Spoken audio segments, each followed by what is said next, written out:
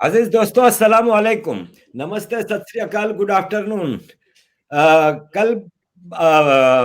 22 अक्टूबर है और उस हवाले से एक सिग्निफिकेंट डेट है जम्मू एंड कश्मीर के लिए। उसके लिए हमने आज जहमत दी है सरदार शौकत अली कश्मीरी साहब को। सरदार शौकत अली कश्मीरी ने अपनी जिंदगी कश्मीर कॉज के लिए लगा दी है और सारी जिंदगी इन्होंने कश्मीर कॉज को के लिए आवाज उठाई है। शौकत भाई, thank you very much for joining us. My pleasure sir.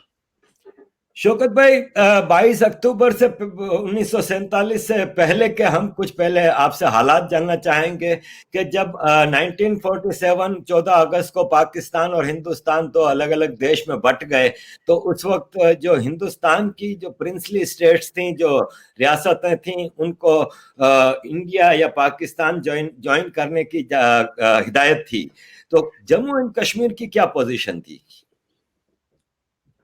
देखिए, बात यह है कि जो पार्टीशन एक्ट है और इंडिपेंडेंट एक्ट,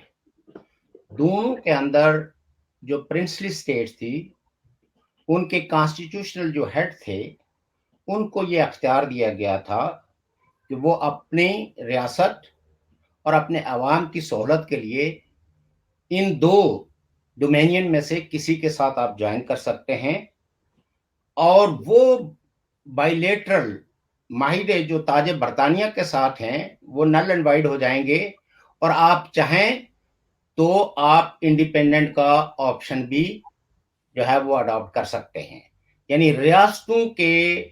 जो प्रिंसली हेड थे वो आज़ाद और खुद मुख्तार थे फैसलों में, और इसके लिए मुस्लिम लीग जो हेडेड बाई जिन्ना थी, इंडियन नेशनल कांग्रेस जो हेडेड बाई नेहरू और दीगर जो रहनुमा थे, फाउंडिंग फादर थे इंडिया के, और ब्रिटिश, इनका मुत्तफिका अलय ये फैसला था। हालांकि कांग्रेस जो है वो पहले मोतरज थी कि ये इख्तियार जो है वो कॉन्स्टिट्यूशनल हेड्स को ना दिया जाए, बल्कि ये अख्तियार जो है वो अवाम को होना चाहिए। लेकिन जो मुस्लिम लीग के एतराज़ पे और ताजे बरतानिया की मुदाखलत पे इस ऑप्शंस को ड्रॉप कर लिया गया, और ये कहा गया कि नहीं, प्रिंसली स्टेट्स के जो हेड हैं वही फैसला करने के मजाज होंगे, और there is no need to referendum, मतलब यह है कि कोई लोगों से पूछने की कोई ज़रूरत नहीं है। हालांकि बाकी जगहों पे जहां जहां भी लाइक सिंध की कॉन्स्टिट्यूएंट असेंबली जो थी, उसने पाकिस्तान के साथ शामिल होने का फैसला किया। खैबर पख्तूनख्वा में चूंकि कांग्रेस की अक्सरियत थी, तो वहां कांग्रेस की अक्सरियत होने के बावजूद भी ये अख्तियार असेंबली को देने के बजाय वहां डायरेक्ट रेफरेंडम कराया गया। तो असल में अगर आप उस अहद में देखें तो ताजे बरतानिया के भी अपने डिजाइन थे, और वो खास करके अपने लाइलिस्टों के हवाले से बड़े कंसर्न थे कि उनके मफादात हर एतबार से प्रोटेक्ट होने चाहिए, चूंकि उनके मफादात के साथ वो अपने मफादात को जोड़ के देखते थे। तो इसलिए यह है कि जहां उनको सूट करता था, जैसे हालांकि प्रिंसली स्टेट तो उस वक्त जो है वो नेपाल भी थी, भूटान भी थी, लेकिन वहां के हुक्मरानों को जो है वो बजाय ये कहने के, हालांकि भूटान की आपको पता है कि जो आबादी है उसमें ज्यादातर जो है वो या तो बुद्ध हैं या हिंदू हैं, लेकिन वहां उनको सूट करता था कि ये इंडिपेंडेंट हो जाए, तो उसको इंडिपेंडेंट का वो किया गया। तो कहने का मतलब यह है कि अगर बर्र-ए-सगीर की तारीख के तनाज़र में हम चीज़ों को देखें, तो इसमें ताजे बरतानिया का बहुत बड़ा रोल था इस तक़सीम में। ये कोई देखें, पाकिस्तान का क़याम पे बहुत मौर्रिख़ीन ने लिखा है, और हालिया जो मैं समझता हूँ कि बहुत रिसर्च करके जिन्होंने किताब लिखी है, डॉक्टर इश्तियाक साहब ने, तो उन्होंने भी ये कहा कि मुस्लिम लीग तो कभी भी इस पोजीशन में नहीं थी कि वो कोई एक नया मुल्क तख्लीक कर सके।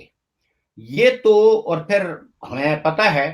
कि पंजाब जो है, पंजाब में यूनियनिस्टों की हुकूमत थी और वो तकसीम के सख्त खिलाफ थे, और मुस्लिम लीग जो है वो पंजाब के कॉन्स्टिट्यूंसी के अंदर जो है ना, हर कॉन्स्टिट्यूंसी के अंदर हार गई थी। पंजाब में मुस्लिम लीग की कोई अक्सरियत नहीं थी, لیکن برطانیہ نے یونینسٹوں کو کہا کہ آپ پاکستان میں شامل ہو جائیں، اور پھر پنجاب تقسیم ہوا، اور جو نان مسلم ایریاز تھے وہ انڈیا کے ساتھ چلے گئے. تو اس میں برطانیہ کا بڑا رول ہے. اور ہمارے کشمیر کے اندر بھی اگر آپ بیفور 1947 یا اس تقسیم سے پہلے یا ہندوستان اور پاکستان کے قیام سے پہلے اگر آپ دیکھیں تو لارڈ ماؤنٹ بیٹن نے کئی دورے کیے کشمیر کے، اور مہاراجہ ہری سنگھ جو ہے ہمارے جو کنگ تھے ان کے ساتھ انہوں نے کئی میٹنگز کی.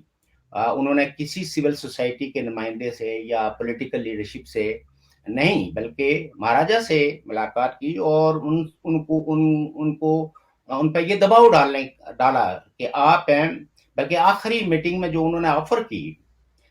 جو اب کوئی ڈکی چھپی بات نہیں رہی، اس میں انہوں نے یہ کہا لارڈ ماؤنٹ بیٹن نے کہ آپ کے پاس 2 آپشن ہیں، آپ تیسرے آپشن کو ایکسرسائز مت کیجئے گا.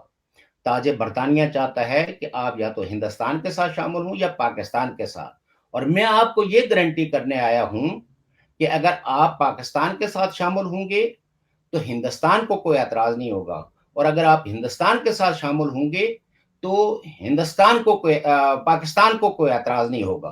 لیکن آپ تیسرے آپشنز کو یعنی انڈیپینڈنس کے آپشنز کو جو ہے وہ نہ اس کا انتخاب مت کریں، اس کو مت آپٹ کریں. اور مہاراجہ نے جو اس میٹنگ کے اندر جو آرگو کیا، انہوں نے کہا کہ بھائی بات یہ ہے کہ ہماری جو ریاست کی جو ڈیموگرافی ہے وہ ڈیموگرافی ہمیں وہ اس چیز کا تقاضا کرتی ہے کہ ہم جو ہے وہ ٹائم لیں، ہمیں لوگوں کے اندر ایک کنسنسس بلڈ کریں کہ ہم نے اگر ہندوستان کے ساتھ یا پاکستان کے ساتھ جانا ہے. چونکہ ہمارا ایک پروونس جو ہے اس کے اندر ہندو میجورٹی ہے، ایک پروونس کے اندر بدھ میجورٹی ہے، ایک پروونس کے اندر جو ہے وہ مسلم میجورٹی ہے. اور لہٰذا یہ ہے کہ اس طرح ہم یہ ریاست جو ہے وہ ایسا نہیں ہے کہ میں فیصلہ کر دوں تو یہ ہندوستان یا پاکستان میں چلی جائے گی. یہاں لوگوں کی کنسٹرینٹ ہیں، ان کنسٹرینٹ کو دور کرنے کے لیے ضروری یہ ہے کہ ہم کوئی نہ کوئی کنسنسس بلڈ کریں، اور یہ کنسنسس ہماری ڈیموگرافی ہم پہ زور دیتی ہے کہ ہم یہ کنسنسس بلڈ کریں، ورنہ یہاں بہت زیادہ کچھ تو خون ہو جائے گا. تو لارڈ ماؤنٹ بیٹن چونکہ اس کو جو برطانیہ سے حکم تھا وہ اس کے پابند تھے، لہذا انہوں نے کہا نہیں، آپ نے کل مجھے ہر صورت میں جواب دینا ہے. جو دوسرے دن میٹنگ نہیں ہو سکی، اور یقیناً جو ہے وہ اس میٹنگ کا مطلب یہ تھا کہ مہاراجہ جو ہے وہ کسی اعتبار سے بھی ابھی پریپیئر نہیں ہے، تیار نہیں ہے کوئی بھی ایسا فیصلہ کرنا جو ہندوستان یا پاکستان کے ساتھ جانے کے لیے. نتیجہ کیا ہوا؟ نتیجہ یہ ہوا کہ جب لارڈ ماؤنٹ بیٹن واپس گئے تو اس کے بعد جو پہلے گورنر تھے صوبہ سرحد کے، اس وقت آج کے پشتونخوا کا گورنر جو ہے وہ اس وقت ایک انگریز تھا، اور جو گورنمنٹ تھی وہ ڈاکٹر خان کی یعنی کانگریس کی گورنمنٹ تھی. باوجود اس کے کہ ریفرنڈم کے نتیجے میں خیبر پختونخوا جو ہے وہ پاکستان کا حصہ بن چکا تھا. یہ الگ بحث ہے کہ وہ ریفرنڈم کیسا تھا یا اس میں کیا کیا چیزیں تھی، لیکن یہ ہے کہ یہ تو طے ہو گیا. اب مجھے اس گورنر کا نام بھول رہا ہے جس نے جب اس کو کہا گیا کہ جناب کشمیر کے اندر مداخلت کرنی ہے اور اس کو زور زبردستی کے ساتھ انیکس کرنا ہے پاکستان کے ساتھ، تو اس نے ریفیوز کر دیا کہ میرے پاس ایسا کوئی مینڈیٹ نہیں ہے اور نہ میں یہ کر سکتا ہوں، اور خاص کر کے ڈاکٹر خان کی موجودگی میں تو ایسا بالکل ہی نہیں ہو سکتا. تو نتیجہ یہ ہے کہ اس گورنر کو چینج کر کے تو پھر جارج کننگم کو بھیجا گیا. اور جارج کننگم ابھی جہاز میں تھے، تو جب چونکہ پروٹوکول ہوتا تھا اس وقت گورنر کو چیف منسٹر جو ہے وہ لے کے جاتا تھا، گورنر ہاؤس تھا کے، لیکن جہاز میں چیف منسٹر نہیں جاتا تھا بلکہ چیف سیکرٹری جاتا تھا اس صوبے کا. تو جب چیف سیکرٹری صاحب گئے تو ان سے جب سب سے پہلا سوال اس نے پوچھا کہ کیا ڈاکٹر خان جو ہے وہ باہر آئے ہیں؟ تو جب انہوں نے کہا کہ ہاں جی ڈاکٹر خان آئے ہیں، تو سب سے پہلا جو ان کانسٹیٹیوشنل اقدام ہوا کہ ڈاکٹر خان کی حکومت جہاز کے اندر بیٹھے ہوئے گورنر نے جو ہے وہ ڈسمس کر دی. اور میں یہ سمجھتا ہوں کہ جناح صاحب کی جو ڈیموکریٹک کریڈینشل ہے اسی لحاظ سے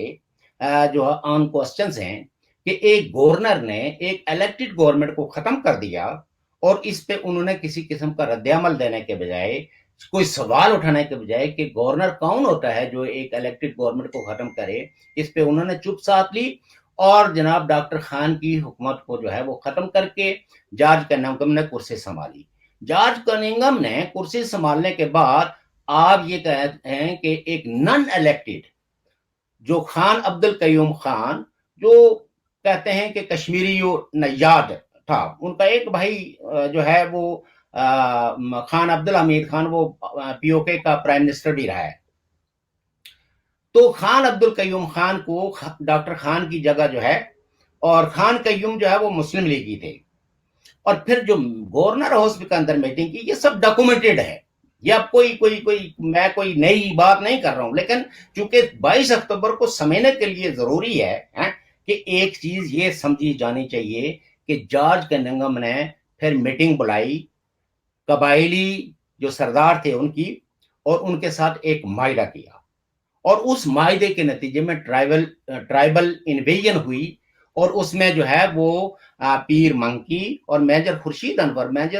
انور جو تھے یہ نیشنل گارڈ کے سربراہ تھے. یہ ایک ملیٹنٹ مسلم لیگ کی ایک ملیٹنٹ جو ہے نا ونگ تھا, اور اس کی سربراہی جو ہے وہ خورشید انور کے پاس تھی,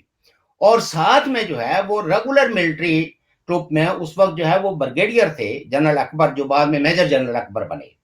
تو ان سب نے میٹنگ کر کے طے کر لیا کہ کشمیر کو ہم نے بزور طاقت جو ہے وہ فتح کرنا ہے. یہ پلان جو ہے وہ پہلا پشاور میں بنا. اب بعد میں تو کئی لوگوں نے ڈیفرنٹ قسم کی سٹوریز اپنا قد کاٹ بڑھانے کے لیے کی ہیں, لیکن ابتدا یہاں سے ہوئی. اس سے پہلے میں تھوڑی سی آپ کو وہ کہنا کہ اسٹیٹ آف جموں کشمیر جو ہے وہ 1846 ہے, جس کو کہتے ہیں کہ ٹریٹی آف امرتسر. یہ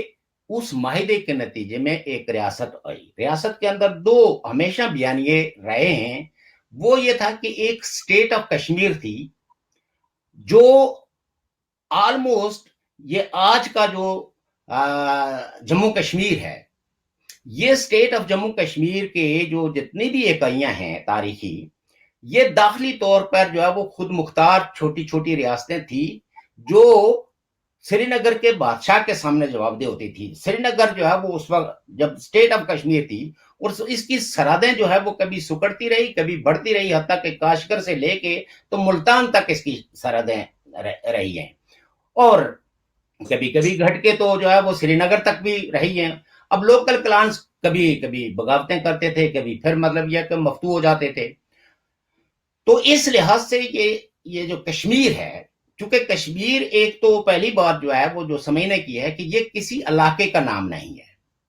جیسے جموں ہے تو یہ ایک سٹی کا نام ہے, پونچھ ایک سٹی کا نام ہے, سری نگر ایک سٹی کا نام ہے. تو پورے ریاست جموں کشمیر کے اندر کا آپ دیکھیں گے تو کشمیر جو ہے وہ کسی ٹاؤن کا, کسی علاقے کا, کسی ولیج کا نام نہیں ہے, بلکہ it was the name of the state.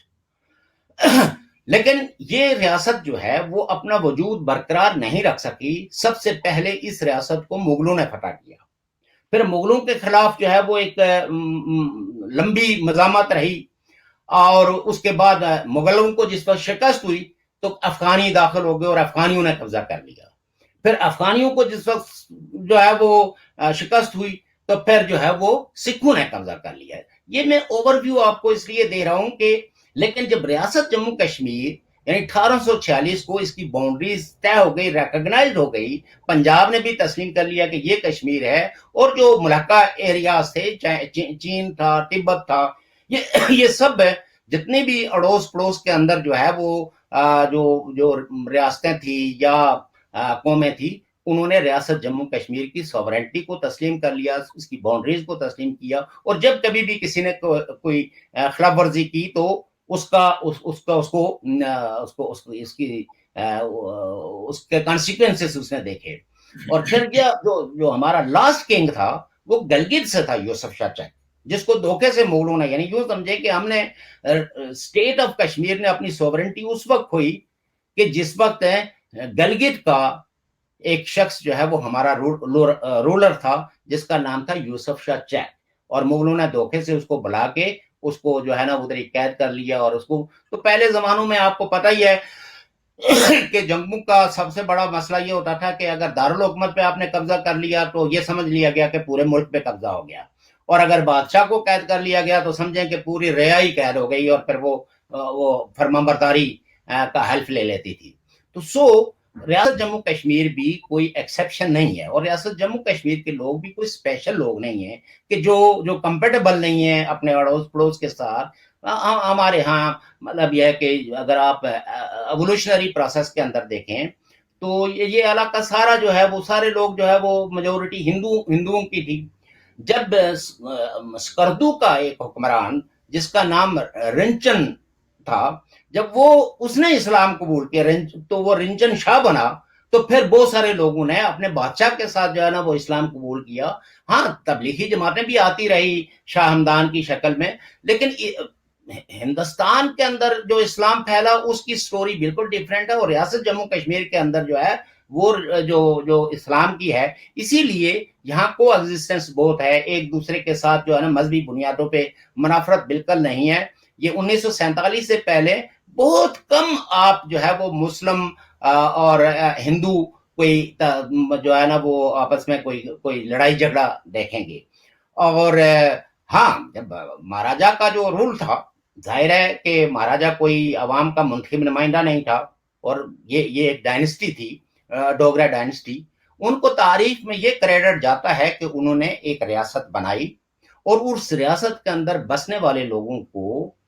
ایک سرٹیفکیٹ جاری کیا کہ آج سے اس ریاست جموں کشمیر کے اندر بسنے والا ہر شخص، چاہے اس کا کوئی بھی مذہب ہے، کوئی عقیدہ ہے، کوئی ایتھنیسٹی ہے، وہ ریاست جموں کشمیر کا درجہ اول کا پشتینی باشندہ سمجھا جائے گا. بعد میں امیگرینٹس کے لیے بھی انہوں نے ایک قانون بنایا کہ کوئی آدمی اگر 10 سال کنٹینیو رہتا ہے تو اس کا کیا، یعنی اے بی سی، اور الٹیمیٹلی وہ بھی ایک کلاس سٹیزن بن سکتا ہے. یہ میکنزم پہلے سے موجود تھا. دوسری بات یہ تھی کہ یقیناً ریاست جموں کشمیر کے لوگوں کی جو ڈیموکریٹک خواہش تھی، رائٹس کی جو موومنٹ تھی، وہ موجود تھی پوری ریاست جموں کشمیر کے اندر. چونکہ لوگ جو ہے وہ ظاہر ہے متاثر ہوتے ہیں. بر صغیر کے اندر اگر اپنے انگریزوں کے خلاف موومنٹ تھی اور وہاں اگر ڈیموکریٹک تو، لیکن مہاراجا کا جو اچھا رول یہ تھا کہ آپ یہ دیکھیں کہ 1934 میں آزاد پورے ریاست جموں کشمیر کے اندر لوگوں کو رائٹ آف ووٹ ایکسرسائز کرنے کا حق دیا گیا. یہ ٹھیک ہے کہ جس طرح پاکستان کے اندر مارشل لاء کی چھتری کے تلے ایک کنٹرول ڈیموکریسی ہے، تو اس کو آپ کنٹرول ڈیموکریسی کہہ سکتے ہیں. آج کی سٹینڈرڈ ڈیموکریسی کے ساتھ اس کا تقابل نہیں کر سکتے، لیکن لوگ اپنے نمائندے بھیجتے تھے اور وہ سویلین ہوتے تھے، اور اس میں بے شمار لوگ ایسے ہیں جن کے میں بھائی نیم بھی جانتا ہوں کہ وہ اس اسمبلی کے ممبر تھے. پھر 1946 کے اندر بھی الیکشن ہوئے، اور حتیٰ کہ جو لوگ یعنی مہاراجا کو کرٹیسائز کرتے ہیں کہ جی وہ تو شخصی حکمران تھا، تو آپ یہ دیکھیے کہ لاسٹ الیکشنز جو ہوئے، اس الیکشنز کے بعد ان کی کیبنٹ کے اندر نیشنل کانفرنس کے نمائندے بھی تھے، اور دیگر سول سوسائٹی کے جو الیکٹڈ ممبرز تھے وہ ان کے وزراء میں شامل تھے. اور گلینسی کمیشن اور یہ جتنے بھی کمیشنز تھے، انہوں نے ہمیشہ لوگوں کو اپلفٹ کرنے کے لیے، لوگوں کے جو کنسرنز تھی ان کو ایڈریس کرنے کے لیے جو ہے وہ کوششیں کی ہیں. لہذا ان کوششوں کو تسلیم کیا جانا چاہیے. ان کوششوں کے حوالے سے کوئی باعث نہیں رکھنا چاہیے. اور جو ریاست جموں کشمیر کو جو بنانے میں ڈوگرا کردار ہے، اس ڈوگرا خاندان کا جو کردار ہے، یا ان بڑی بھاری برکم شخصیتوں کا جو کردار ہے، اس کو تسلیم کیا جانا چاہیے. انفارچونیٹلی کچھ لوگ ایسے ہیں کہ جو اس پروپیگنڈے کو ابھی تک بائی کر رہے ہیں جو اسٹیٹ آف کشمیر کا ہے، جو اپنے تاریخ کے عہد کے اندر وہ ختم ہو گئی. اب جو کشمیر ہے یہ اسٹیٹ آف جموں کشمیر ہے، اور اسٹیٹ آف جموں کشمیر کے اپنے رول آف بزنس، اپنی ایک نئی ہسٹری ہے، اور اس میں لوگوں کے جو آپسی تعلقات ہیں ان تعلقات کو سمجھنے کی ضرورت ہے. اور پھر آپ یہ دیکھیے کہ جو نیشنل کانفرنس تھی، آج بعض افسوس ہوتا ہے کہ وہ لوگ بیٹھ کے ان پہ غداریوں کے مقدموں کے مطالبے کرتے ہیں کہ جن کے آباء اجداد جو ہے وہ تاج برطانیہ کی سہولت کاری میں تھے، یا جو ہے وہ اس وقت مسلم لیگ کی اور بعد ازاں پاکستان کے سہولت کار رہے ہیں، اور یہ نناؤن ہے۔ اور وہ آج جو ہے وہ اس شخص کے بارے میں یا اس پارٹی کے رہنماؤں کے بارے میں فتوے لگاتے ہیں جنہوں نے اس وقت جب ٹرائبل یلغار ہوئی، جب پاکستان آرمی اور ٹرائبلز نے ارسپیکٹو، یعنی سب سے پہلا آدمی ٹرائبل انویژن کے نتیجے میں جو قتل ہوا، جو شہید ہوا، وہ ایک مسلمان تھا اور اس کا نام تھا میر عبدالعزیز، جو ایک سماجی رہنما تھا مظفر آباد کا۔ اور اس نے جب کہا کہ ہم اس کو بالکل برداشت نہیں کریں گے، ہم صدیوں سے ہندو مسلم رہ رہے ہیں، ہم ایک دوسرے کی غمی خوشی میں، اور آج بھی اگر آپ یہ دیکھیں جو لوگوں کے اولڈ ایج لوگوں کے انٹرویو کر رہے ہیں، تو اور ہمیں لوگ اپنے بزرگوں سے کہ حتیٰ کہ اتنی ہمانگی تھی، فرقہ وارانہ اتنی ہمانگی تھی کہ لوگ جو ہے وہ غمی خوشی کے اندر اگر کسی کے پاس نئے کپڑے ہیں تو وہ دوسرے کو دے دیتا تھا پڑوسی، چاہے وہ ہندو تھا، ہندو کے پاس اگر زیور تھا تو وہ ہماری عورتوں کو دے دیتے تھے کہ آپ پہن کے جائیے، کپڑوں کا بھی تبادلہ ہوتا تھا، کھانوں کا تبادلہ ہوتا تھا۔ تو یہ ایک بڑی شاندار قسم کی جو ہے نا وہ فرقہ وارانہ ہمانگی ریاست جموں کشمیر کے اندر موجود تھی۔ اس فرقہ وارانہ ہمانگی کو ختم کرنے کے لیے لاکھوں کروڑوں ڈالر خرچ کیے گئے، اور وہ جو ٹرائبل انویژن تھا اس کو جسٹیفائی کرنے کے لیے پاکستان نے مسلسل پروپیگنڈا کیا، ویئر ایز کہ اس چیز کا پاکستان کے پاس کوئی جواب نہیں ہے کہ آپ نے تو ہماری ریاست کے ساتھ اسٹینڈ اسٹل اگریمنٹ کیا اور آپ نے اسی کی خلاف ورزی کر کے تو یہ ٹرائبل وہ کیے، اور آج تک ڈیناؤنس نہیں کیا، اور اپنی پروکسیز کے ذریعے ہمیشہ گلوریفائی کرتے ہیں یا پھر ایک کاؤنٹر نیریٹو لے آتے ہیں۔ وہ ہے جی راجہ پٹیالہ کی فوجیں جو ہے نا جموں میں کہتا ہوں کہ اگر خدا نہ خواستہ، پہلی بات یہ ہے کہ تاریخ کے اندر ایسے کوئی شواہد نہیں ہے، لیکن 2 منٹ کے لیے اگر یہ بات مان بھی لی جائے کہ کوئی راجہ پٹیالہ کی فوجیں جموں کے اندر مسلمانوں کو مار رہی تھی، تو اگر آپ کو مسلمانوں کا اتنا دکھ تھا تو اس کے لیے تو جو ہے وہ مظفر آباد کے اندر قتل عام کرنے کی ضرورت نہیں تھی، اس کے اندر بارہمولہ کے اندر قتل عام کرنے کی ضرورت۔ یہ تو وہ روٹ ہے جو سری نگر جاتا ہے، سیالکوٹ سے تو جو جموں کی بارڈر جو ہے وہ صرف 16 کلومیٹر ہے، تو آپ نے اگر مسلمانوں کو جانا تھا تو آپ سیالکوٹ سے جموں کیوں نہیں گئے؟ تو یہ سارا یعنی یہ لوگ اپنی بودھی دلیل کے پیچھے ہیں، یہ کبھی کشمیر کی انہوں نے کبھی کشمیر کا جغرافیہ بھی نہیں دیکھا کہ کشمیر کے کس ایریے کی کہاں بارڈر ملتی ہے، اور یہ وہی پروپیگنڈا جو مختلف ادوار میں لوگ پھیلاتے ہیں، اسی پروپیگنڈے کو بھائی کرتے ہیں اور پھر کہتے ہیں کہ جی جموں میں چونکہ مسلمانوں کا قتل عام ہوا تو لہٰذا مطلب یہ ہے کہ اس وجہ سے جذبہ شہادت اور جذبہ انتقام کہ مسلمانوں کا انتقام لینے کے لیے ٹرائبلز وہاں گئے۔ ایسا بالکل نہیں ہے، یہ بائی ڈیزائن گئے ہیں، یہ ایک معاہدے کے تحت گئے ہیں جو جارج کننگھم کے ساتھ تھا، اور اس میں گورنمنٹ پاکستان جو ہے نہیں، پاکستان کی فنکشنریز میں سے کوئی کسی کو بھی آپ استثناء نہیں دے سکتے، کیونکہ ان کو بار بار کہا گیا اور انہوں نے اس ٹرائبل انویژن کو روکنے کے لیے کام کرنے کے بجائے اپنے اور ملٹری ٹروپس بھیجے۔ اور آج بھی اگر کوئی لوگ جو ہے وہ جنرل اکبر کی کتاب پڑھیں ریڈر ان کشمیر، تو وہ لوگ جو آزاد کشمیر سے بھی کوئی بیانیاں لے کے آتے ہیں کہ ہم نے بغاوت کی تو پنچ کی بغاوت ہو، یہ ایک موومنٹ موجود تھی۔ کہاں موومنٹ موجود تھی؟ کون سی پارٹیاں؟ وہ 2 پارٹیاں تھی، لیکن اس میں اور بھی بہت ساری پارٹیاں تھی، سوشلسٹ پارٹی تھی، مزدور کسان پارٹی تھی، اسی طریقے سے جو ہے وہ جو سب سے بڑی پولیٹیکل پارٹی تھی وہ نیشنل کانفرنس تھی، اور مسلم کانفرنس بھی تھی۔ ان پارٹیوں نے تو کسی بھی ٹرائبل انویژن کو بائی نہیں کیا 1947 پہلے، اور نہ انہوں نے کسی ملیٹنسی کو وہ کیا، اٹ واز اے ہسٹری۔ لیکن بعد ازاں جس وقت ایک ایریے پہ پاکستان نے قبضہ کر لیا تو اب بے تاشا قسم کا لٹریچر نکلتا ہے، نسیم حجازی کے ناول بانٹے جاتے ہیں، اور ایسے اخبارات جو دائیں بازو سے تعلق رکھتے ہیں ان کی آزاد کشمیر کی مارکیٹ ہے۔ کاؤنٹر نیریٹو کے لیے آپ کے پاس جو یہ ایریا جس کو بھی سمجھنے کی ضرورت ہے کہ یہ بہت ہی ریاست جموں کشمیر کے حوالے سے یہ ایک پچھڑا ہوا ایریا تھا, یہ سرحدی ایریا تھا جو کلچرلی اس کی باؤنڈریز چونکہ پنجاب سے بھی ملتی تھی, پشتونخوا سے بھی ملتی تھی, تو لہٰذا ان کا لین دین بھی موجود تھا. سو یہاں جو ہے وہ ایسا بالکل کوئی وہ نہیں تھا, کوئی ایسی تحریک نہیں تھی جو جس تحریک کے نتیجے میں کوئی بغاوت ہوئی ہے, بلکہ بعد ازاں جو علاقے کے جو ہے وہ لوگ جب انہوں نے دیکھ لیا کہ اب کچھ ایریے پہ قبضہ ہو گیا تو وہ بھی ان کے ساتھ مل گئے. اور جب انڈیا یونائٹڈ نیشن میں چلا گیا اور یہ سوال اٹھا کہ ایک ریاست پر, ایک کمزور محسوس پر یہ فوجی جلگار کیوں کی گئی, اس میں ٹرائبل انویژن کیوں ہوا, تو اس وقت پاکستان نے جلدی سے مینیج کیا کچھ لیڈروں کو, جس میں سردار محمد ابراہیم خان بھی تھے, جو اگرچہ مطلب یہ کہ مہاراجہ کی اسمبلی کے ممبر تھے, لیکن آپ یہ دیکھیں کہ ان کی بھی جو کریڈنشلز تھی وہ یہ تھی کہ وہ اسمبلی ممبر ہونے کے باوجود مہاراجہ کے ڈپٹی ایڈوکیٹ جنرل تھے. اب آپ جانتے ہیں کہ ایڈوکیٹ جنرل جو ہے وہ حکومتوں کے کتنے قریب ہوتا ہے, تو اگر کوئی باغی لیڈر تھا تو کوئی مجھے بتائے کہ مہاراجہ کے دور میں انہوں نے کتنی قیدیں کاٹی ہیں.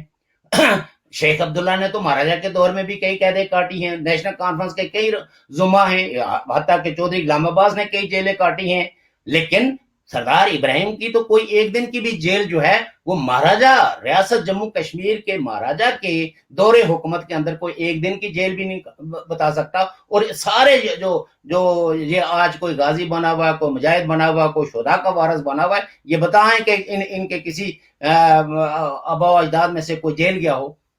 تحریکیں چلانے والے تو جیلوں میں جاتے ہیں, سری نگر کے تو میں 1000 بندوں کا نام آپ کو بتا سکتا ہوں. تو ایسی کوئی نہ بغاوت تھی. ہاں, لوگ جو ہے اپنے ڈیموکریٹک موومنٹ کے ساتھ جڑے ہوئے تھے under the banner of national conference, Muslim conference, جو یہ مطالبہ کرتے تھے کہ ہمیں فل فلیج ڈیموکریسی چاہیے, اور بڑا پاپولر سلوگن تھا کہ ذمہ دارانہ نظام حکومت ہو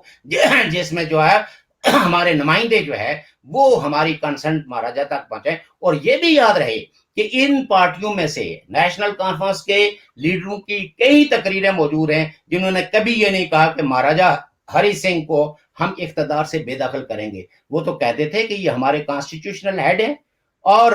مہاراجہ کی جو عزت اور ان کا جو اختیار ہے اور جو انہوں نے ریاست بنائی ہے وہ اس ریاست کے یہ بانی ہیں, بانیوں کے نمائندے ہیں, اور ہم ان کا احترام ہر صورت میں رکھیں گے. البتہ ہمیں ایک ایسا نظام حکومت چاہیے جس میں عوام کے منتخب نمائندوں کی زیادہ نمائندگی ہو. تو سو دیٹ یہ ہے, یہ ایک کھلی جارحیت تھی پاکستان کی جانب سے اور پاکستان کی پروکسیز کی جانب سے. اور لاسٹ 70 ایئرز آپ یہ کہہ سکتے ہیں کہ یہ پروکسیز کی جنگ ہے. نیشنل کانفرنس چونکہ ایک پروگریسو سیکولر ڈیموکریٹک پارٹی تھی, اور جب یہ ٹرائبل جلگار ہوئی, میں جو بات بتانا چاہتا تھا, تو اس وقت شیخ عبداللہ نے لوگوں کو کہا کہ جس کے پاس جو ہتھیار ہے, جس کے پاس کلہاڑی ہے, جس کے پاس کدال ہے, جس کے پاس ڈنڈا ہے, وہی must defend Srinagar, we will not surrender, جو ہے ہم سرینڈر نہیں کریں گے. اور پھر عورتیں, بچے سب نکل آئے.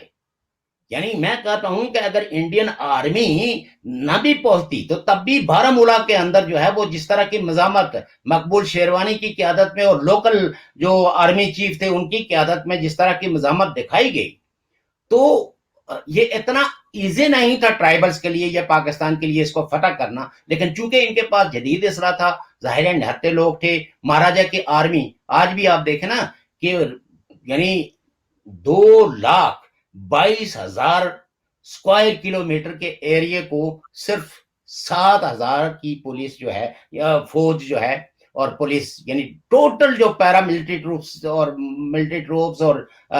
جو باوردی لوگ تھے انکلوڈنگ پولیس, ان کی تعداد 10,000 سے زیادہ نہیں تھی. تو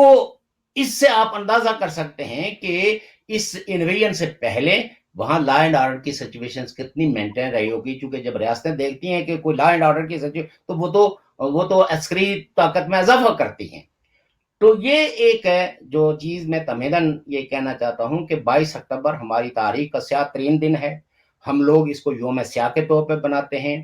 اور آج سے نہیں بنا رہے ہیں, یہ صرف یورپ میں آ کے نہیں بنا رہے ہیں. ہم وہاں تھے تو اس وقت بھی بناتے تھے, اور اس وقت بھی ہم نے اس سو کالڈ غازیوں اور شہیدوں کو چیلنج کیا, اور ان کی پریزنس میں بھی میں نے مطلب یہ ہے کہ ایسی میری تقریریں موجود ہیں جو آج بھی لوگوں کے ذہنوں کے اندر موجود ہیں. اور پھر جس وقت یہ ملیٹنسی سٹارٹ ہوئی تو ہم نے اس ملیٹنسی کے خلاف باقاعدہ, جب پورے کشمیر کے اندر جو ہے نا الجاد الجاد القتال القتال کے نعرے تھے, تو ہم نے ایک مزاحمتی بیانیہ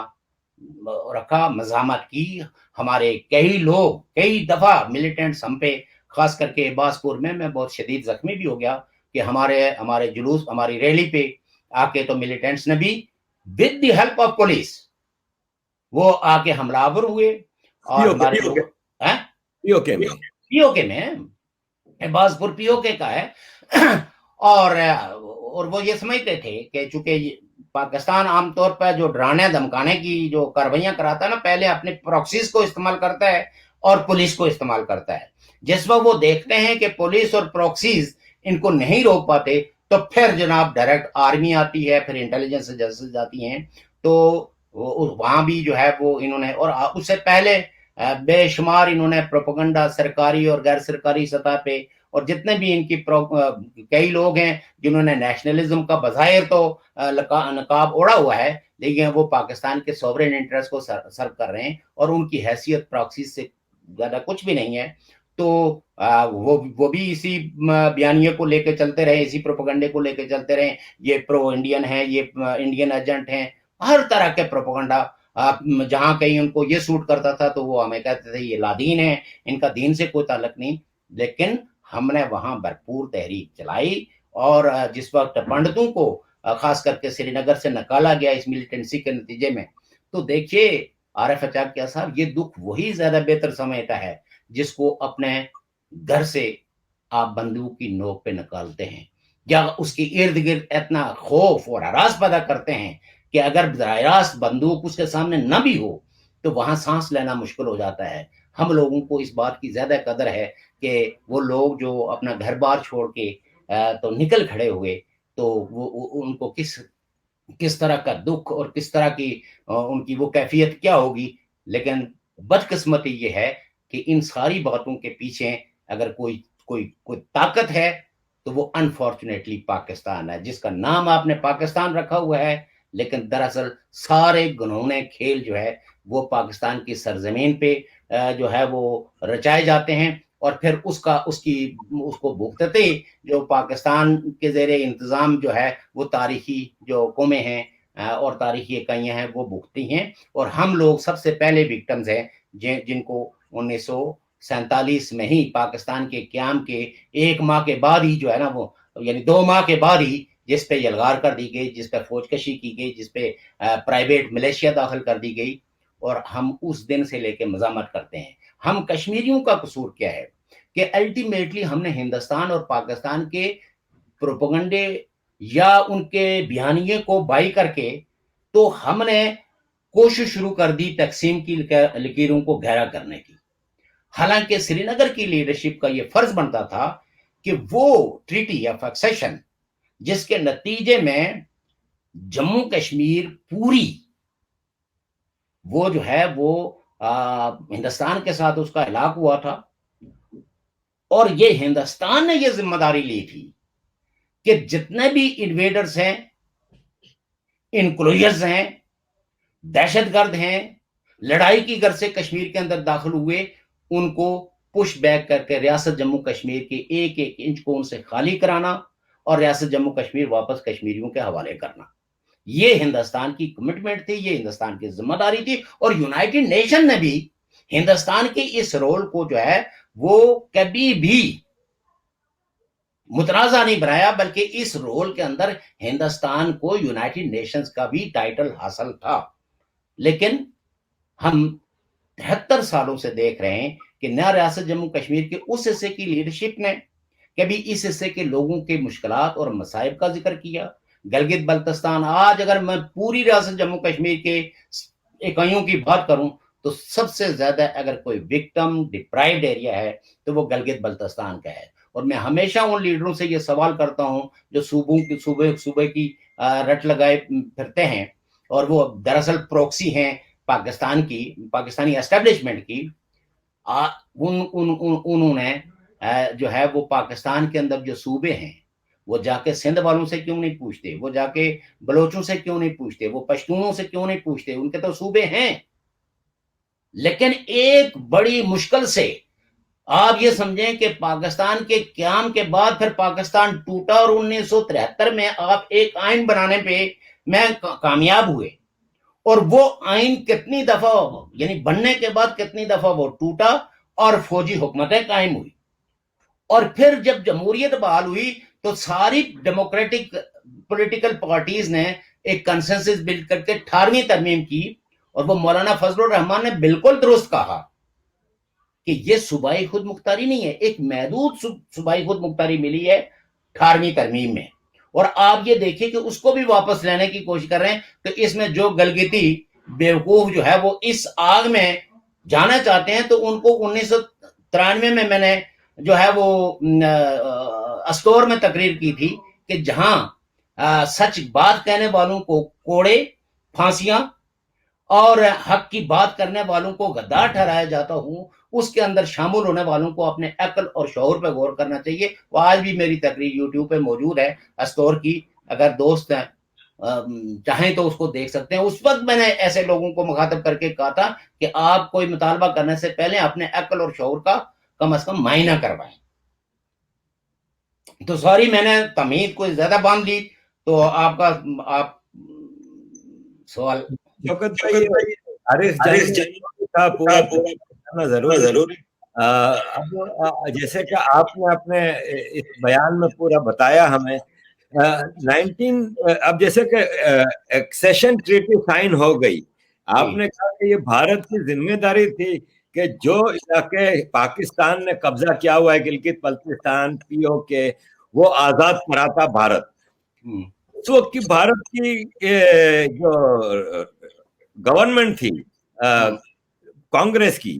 انہوں نے کیوں پاکستان کو کے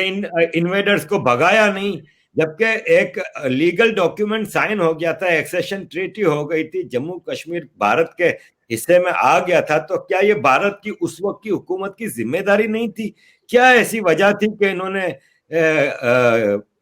پاکستان جو کہ اس وقت اتنا مضبوط نہیں تھا جتنا کہ بھارت تھا, تو کیا وجہ ہے کہ بھارت کی اس وقت کی گورنمنٹ نے پاکستان کے انویڈرز کو بھگایا نہیں؟ دیکھیں اس کا تو صحیح جواب تو وہی دے سکتے ہیں, لیکن جو کچھ ہم نے ادھر ادھر سے معلومات اکٹھی کی اور اس وقت کے حالات میں, اگر آپ یہ دیکھیں کہ جو انڈیا کے جو پرائم منسٹر تھے جواہر لال نہرو, ان کی جو کچن کیبنٹ تھی اس میں بہت سارے کشمیری ان کی کچن کیبنٹ میں موجود تھے, اور اس میں بہت سارے لوگ جو ذاتی طور پر نہ تو وہ نہرو کی آئیڈیالوجی کو بائی کرتے تھے, لیکن انہوں نے ایک ہم مذہبی ہونے کا اور کشمیری ہونے کا ایک فائدہ حاصل کر کے تو وہ پہنچ گئے وہاں پالیسی میں. ایک تو یہ تھا کہ وہ ہندوستان کی بیوروکریسی کو یا اسٹیبلشمنٹ کو یہ سمجھاتے میں کسی نہ کسی حد تک انہوں نے انفلوئنس کیا کہ دیکھیے جی وہ تو سارا ایریا جو ہے مسلم میجورٹی ہے, تو اور مسلمانوں کو ادھر شامل کر کے اس کی کیا ضرورت ہے, علاقہ وہ بھی کوئی اتنا پروڈکٹیو نہیں ہے, اور لوگ بھی جنگجو قسم کے لوگ ہیں, لہٰذا جو ہمیں مل گیا ہے یہ خوبصورت کشمیر ہے, وسائل سے مالا مال ہے, تو لہٰذا ہمیں جو ہے وہ اس طرف بڑھنے کی کوشش نہیں کرنی چاہیے. ایک بیانیہ تو ہمیں کہیں نہ کہیں ڈیبیٹ ڈسکشن, چونکہ ہم بھی ڈیفرنٹ کانفرنسز میں جاتے ہیں, اس نے پریویل کیا, اور کہیں نہ کہیں آپ یہ کہہ سکتے ہیں کہ سرد جنگ کے اثرات بھی موجود تھے, اور برطانیہ جو ہے وہ آپ یہ دیکھیں کہ سیز فائر جو ہے, یعنی جس وقت انڈین آرمی جو ہے وہ مسلسل علاقوں کو ریکپچر کر رہی تھی, اور قبائلی جو ہے یعنی جو پرائیویٹ ملیشیا تھی وہ بھاگ رہی تھی, تو اس وقت سیز فائر بھی ایک کوسچن ہے کہ سیز فائر کیوں کیا گیا. بلکہ بعض مورخین یہاں تک کہتے ہیں کہ جو میرپور تھا یہ ریکپچر ہو گیا تھا, لیکن اس کو پھر خالی کیا گیا. تو یہ کہتے ہیں کہ برطانیہ کا اس وقت ہندوستان پہ بہت شدید پریشر آیا اور کہ آپ سیز فائر کر دیں اور اس کیس کو جو ہے وہ یونائٹڈ نیشن میں لے جائے. میں اس پہ بہت زیادہ یقین کے ساتھ نہیں کہتا ہوں، لیکن جو اس وقت کی جو لوگ ہیں وہ اور لارڈ ماؤنٹ بیٹن کا بھی پریشر تھا، لیکن خاص کر کے جو برطانیہ کا جو وزیر اعظم تھا مسٹر ایٹلی، انہوں نے ٹیلی گرام دی سیز فائر کے لیے کہ جنگ بندی ہونی چاہیے. ادھر جو ہے ہندوستان یونائٹڈ نیشن میں بھی چلا گیا. اب آج بہت سارے لوگ یہ کہتے ہیں کہ ہندوستان کو یونائٹڈ نیشن میں نہیں جانا چاہیے تھا. میں اس نقطہ نظر کو سمجھتا ہوں کہ یہ درست نقطہ نظر ہے، لیکن چونکہ اس وقت کے حالات کیا تھے کہ دنیا تقسیم تھی اور کانگریس کا جو پروگریسو سیکولر اینٹی امپرلسٹ جو رول تھا، اس کی وجہ سے پورا وسط ایک بلاک تھا، برطانیہ، امریکہ، یہ سب.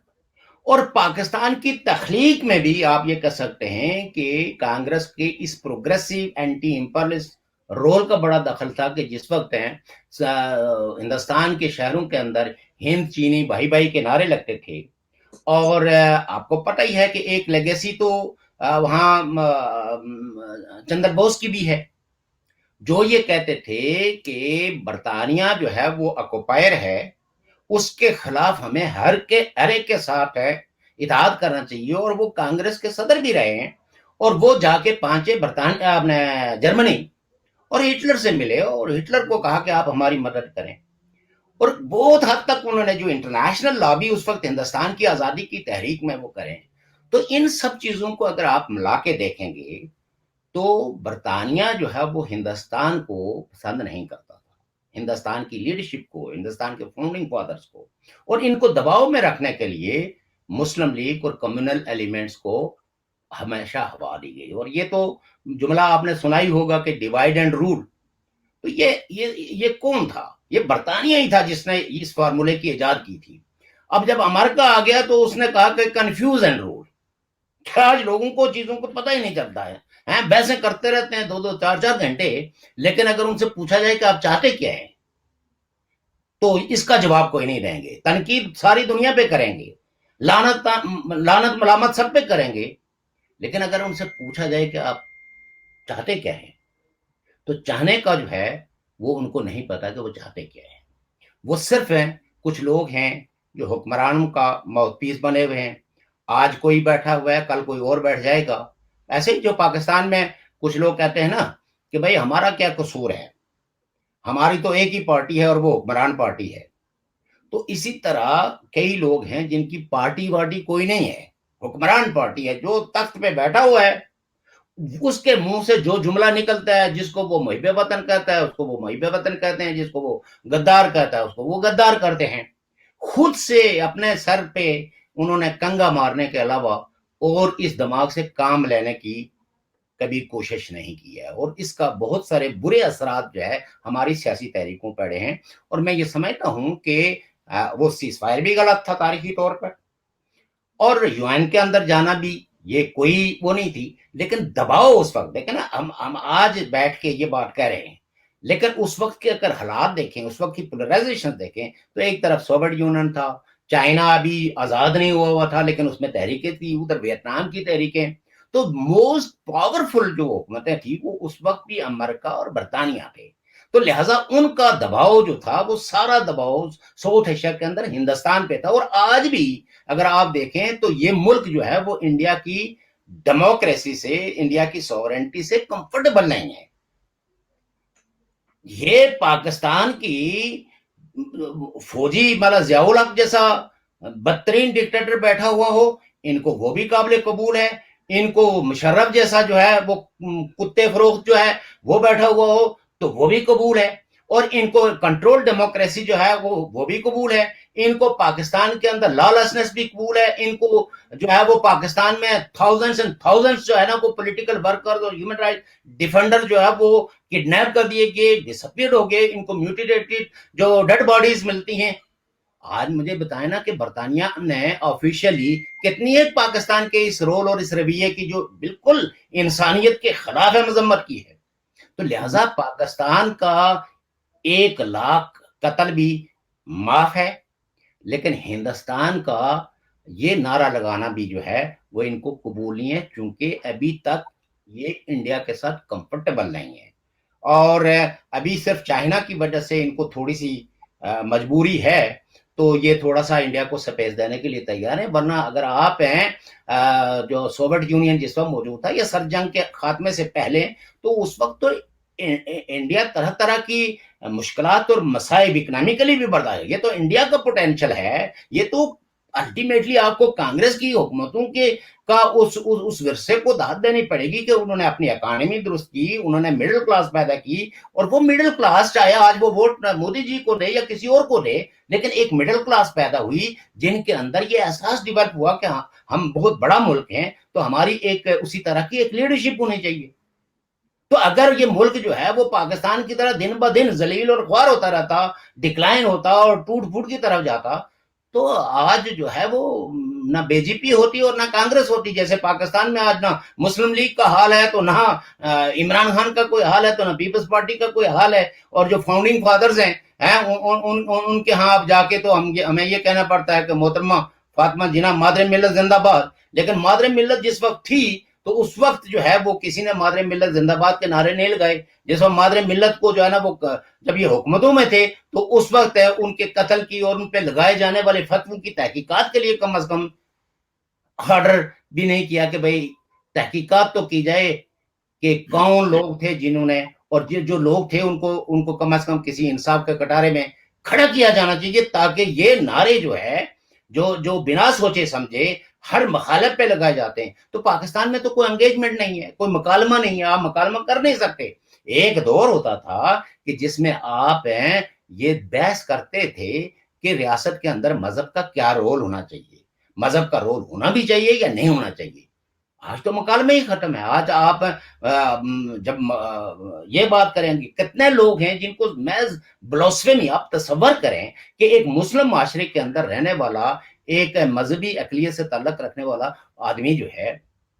وہ کیوں، بلکہ وہ اگر بہانا بھی ہو، آج یہ یورپ ہے پورا، یورپ میں کوئی اکا دکا آدمی جو ہے وہ قرآن کے خلاف بات کرتا ہے یا پروفٹ کے خلاف بات کرتا ہے، لیکن میجورٹی لوگ تو آپ کے عقیدے کے احترام میں، آپ کی شخصیت کے احترام میں کھڑے ہیں، اور وہ کہتے ہیں کہ ہم اپنے سوسائٹیز کے اندر اسلاموفوبیا نہیں پیدا ہونا چاہیے. لیکن جو پاکستان کے اندر مولوی آگ اگلتا ہے دوسرے مذاہب کے خلاف،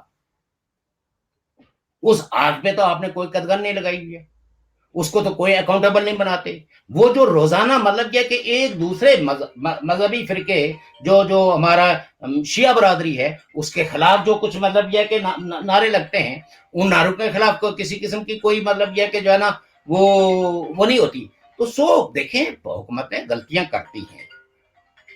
ان غلطیوں کا ہرگز یہ مطلب نہیں ہوتا کہ تاریخ کے اندر ان کا جو رول ہے اس رول کو بالکل منفی کر دیا جائے یا ان کو نیگیٹولی وہ کیا جائے. یقیناً ان کو سب سے پہلے ورثے میں تو اپنا ملک ملا تھا جس کا نام تھا ہندوستان. کشمیر تو ان کو مطلب یہ ہے کہ آپ یہ کہہ سکتے ہیں کہ ایک سچویشن، ایک کمپلشن کے نتیجے کے اندر ایک معاہدہ ہوا. اور ریاست جموں کشمیر کے اندر جو پولیٹیکل فورسز تھی، آپ یہ دیکھیں المیہ دیکھیے کہ وہ ویلی، وہ سری نگر جہاں باچا خان کہتے تھے یہ میرا دوسرا گھر ہے، اور کوئی جلسہ ایسا نہیں ہوا جس میں باچا خان وانیں گے. پھر آپ دیکھیں عبدالصمد خان اچکزئی وہ وہاں گئے، فیض احمد فیض گئے. بر صغیر کے سارے ترقی پسند لیڈر جو ہے یہ اماجگاہ ہوتی تھی ان کی، یہ سری نگر ان کا ہوسٹ ہوتا تھا. روشن خیالی کی ایک کرن تھی. اسی وجہ سے گاندھی جی نے کہا تھا کہ یہ رے آف ہوپ ہے، یہ امید کی ایک کرن ہے. کن کے لیے؟ جو تاریخ کے ساتھ کھڑے ہیں، جو انسانوں کے ساتھ کھڑے ہیں، جو روشن خیالی کے ساتھ کھڑے ہیں، جو جمہوریت کے ساتھ کھڑے ہیں، جو سیکولرزم کے ساتھ کھڑے ہیں. اور it was the political leadership of the Kashmir, state of Kashmir, جنہوں نے مہاراجا ہری سنگھ کی ٹریٹی آف ایکسیشن کو انڈورس کیا. آج آپ مطلب یہ ہے کہ جو کچھ کہہ رہے ہیں تو کم از کم اپنی تاریخ پہ تھوڑی سی یعنی مطلب تنقید ضرور کیجیے. کوئی ان میں سے پیر نہیں ہے, پیغمبر نہیں ہے, کوئی وہ نہیں ہے. These are all political leaders. ان سے بہت غلطیاں ہوئی ہیں, ان غلطیوں کا ضرور احتساب ہونا چاہیے اگر کسی نے ریاست اقتدار میں رہتے ہوئے کرپشن کی ہے. لیکن تھوڑا سا تاریخ کے تناظر میں کہ ایک سینسیٹیو, ایک فرینک جو فریکچر سٹیٹ ہے جس کا ایک حصہ جو ہے وہ آکوپائیڈ ہے, اور گلگت بلتستان کی جیو پولیٹیکل امپورٹنس جو تھی یہ تو ہندوستان کے لوگوں کو 1994 میں کہیں جا کے ریئلائز ہوئی کہ یہ کتنا امپورٹنٹ ایریا ہے. It is a alternate trade routes. ہم تو ڈے فرسٹ سے کہہ رہے تھے کہ یہ ہماری ریاست کا ایسا ایریا ہے جس کی جیو پولیٹیکل بہت امپورٹنٹ ہے. تو ہندوستان کی ماضی کی حکومتوں نے اس علاقے کو نظر انداز کر کے, یہاں کے لوگوں کو نظر انداز کر کے بہت بڑا, میں یہ سمجھتا ہوں کہ جرم کیا ہے اس علاقے کے بہترین مفاد میں. یہ تھا کہ وہ اس علاقے پہ خصوصی توجہ دیتے. لیکن نعرے لگتے رہے. ایون کانگریس کے دور میں پارلیمنٹ کے اندر ایک ریزولوشن پاس ہوئی جس میں ری افرم کیا گیا. پھر منموہن سنگھ صاحب نے جو ہے وہ کہا کہ we have no mandate to change the borders but we have a mandate to make it irrelevant. اور پھر ان کے دور میں ایک اقدامات سٹارٹ بھی ہوئے اپنے واجپئی کے دور میں بھی کہ بارڈرز اوپن ہوئے. برسا برس جو پچھڑے خاندان تھے وہ آپس میں ملے. پھر ایک جو ہے نا بس سروس سٹارٹ ہوئی. پھر جو ہے وہ مختلف ٹریڈ پوائنٹس بنائے گئے. تو وہ میں سمجھتا ہوں کہ اس کو ریوائیو کرنے کی ضرورت تھی, بجائے اس کے کہ آپ ڈنڈے کے زور سے اگر پاکستان جو ہے وہ مشرقی پاکستان کو اپنے ساتھ نہیں رکھ سکا,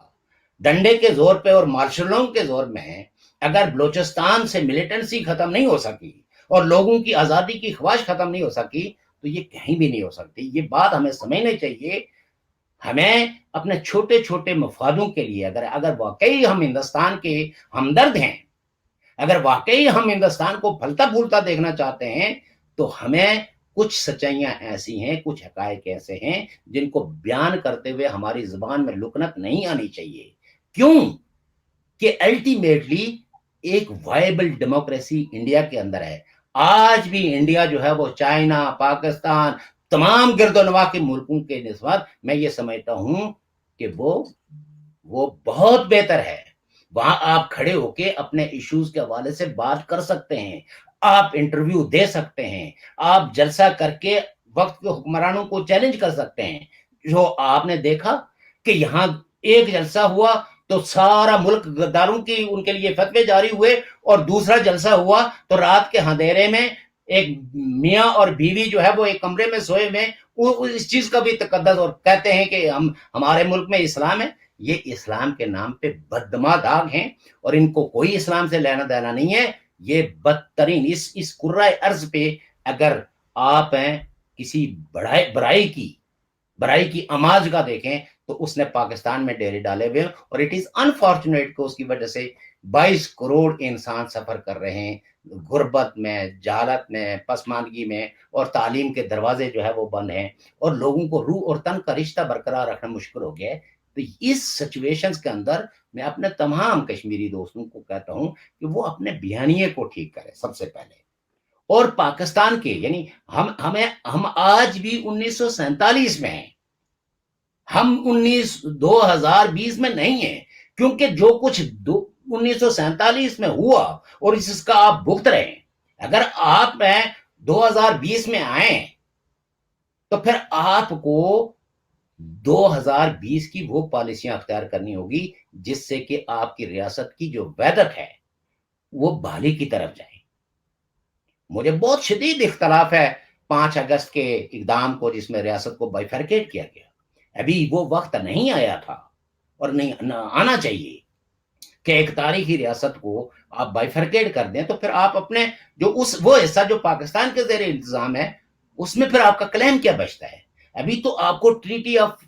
جو ایکسیشن ہے اس کے سول اور اسپرٹ کے اندر جو ہے وہ آگے بڑھنا چاہیے. یہ آپ کے اپنے پلیجز ہیں, اور دنیا کی کوئی جمہوریت جو ہے وہ اپنے لوگوں کو خوف میں مبتلا کر کے یا ان کو تھریٹن کر کے یا ان کی شخصیتوں کو جو ہے وہ تقسیم کر کے یا ان کے تاریخی رشتوں کو مٹا کے وہ پھل پھول نہیں سکتی. دنیا کی ہر جمہوریت، اور جمہوریت کا سول ہی یہ ہے کہ آپ اپنے لوگوں کی کنسرنس کو وداؤٹ اینی بائس جو ہے وہ ایڈریس کریں اور ان کو مطمئن کریں. جمہوریت کا کمال یہی ہوتا ہے کہ وہ عوام کو مطمئن کرتا ہے، عوام کے نمائندوں کو مطمئن کرتا ہے، اور وہ سچویشن نہ پیدا کریں جس سے کہ آپ کے دشمنوں کو فائدہ ہو. اور آج بھی دور اندیشی کی ضرورت ہے، سنجیدگی کی ضرورت ہے. مذہبی جو تعصبات ہیں ان سے باہر نکل کے اسٹیٹسمین شپ دکھانی ہوتی ہے. اور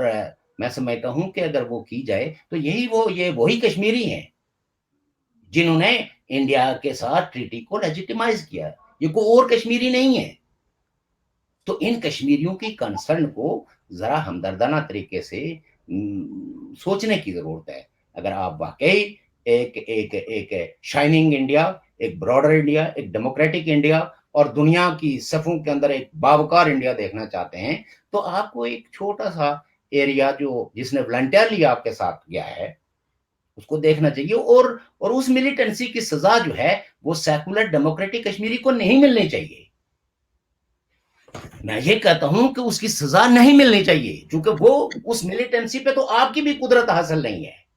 اور جو یہ بھائی کرتے ہیں کہ یہ ملیٹنسی کو 370 کی وجہ سے ہے تو میں پوچھنا چاہتا ہوں کہ ڈیفنس تو آرمی کے پاس ہے، کمیونیکیشن تو آرمی کے پاس ہے، وہ تمام داخلی اور خارجی امور سارے جو ہے وہ سینٹر کے پاس ہے. تو لہٰذا اس کے لیے اگر ہم محض یہ سوچنا اس پروپیگنڈے کو بائی کر دیں تو اس کا کوئی فائدہ ہندوستان کو ہونے والا نہیں ہے. ہندوستان ایک بہت خوبصورت ملک ہے، ایک جمہوری ملک ہے، اور اس کو اپنا بہت صاف شفاف چہرہ برقرار رکھنا چاہیے بجائے اس کے کہ وہ اپنے منہ پہ کئی داغ جو ہے وہ لگوا دیں. اور یہ تو ہندوستان کے لیے کوشچن ہے کہ ایک ریاست جو آپ کے زیر انتظام ہے وہاں آپ پہلے گورنر راج، پھر صدر راج، پھر آج کتنے عرصے سے جو ہے وہ گورنر راج چل رہا ہے. تو ایک وائبل ڈیموکریسی کے کسی حصے کے اندر بھی جو ہے وہ اس طرح کی ان کانسٹیٹیوشنل جو ہے وہ اقدامات نہیں ہونے چاہیے. ہمیں یہ بالکل کہنا چاہیے. ہمیں مطلب یہ کہ ہمیں بہت عزیز ہیں دوست احباب، ہماری بڑی دوستیاں ہیں، بڑی تعلق داریاں ہیں، لیکن ان تعلق داریوں کا ہرگز مطلب یہ نہیں ہے کہ جو چیز جو ان کے فائدے کی ہو وہ ہم بابانگے دل نہ کہیں اور ہم محض چند ٹٹ پنجیے لوگوں کی ہاں میں ہاں ملائیں، یا جن کو تاریخ کا کوئی شعور نہیں ہے، جن کو کوئی اپنے ملک کے مفادات کا کوئی احساس نہیں ہے، اور وہ محض مذہب کے جو آگ ہے اس میں جل کے وہ سوچتے ہیں کہ ہم سب کو بھون کے رکھ دیں گے. اس سے وہ ہندوستان کی کوئی خدمت نہیں کریں گے.